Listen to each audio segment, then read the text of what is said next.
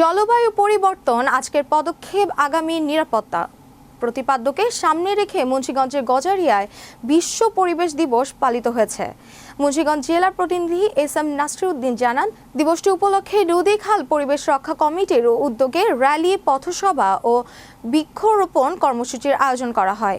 অনুষ্ঠানে বক্তারা বলেন, জলবায়ু পরিবর্তনের বিরূপ প্রভাবে দেশের বিভিন্ন অঞ্চলে আবাদি জমির পরিমাণ কমে যাচ্ছে এবং মাটির উর্বরতা হ্রাস পাচ্ছে।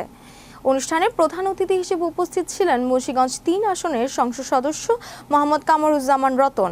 উপস্থিত ছিলেন নদী খাল পরিবেশ রক্ষা কমিটির সভাপতি ও গণমাধ্যম কর্মী শাহাদাত পারভেজ পিন্টু এবং সংগঠনের সাধারণ সম্পাদক মাসুদ খান।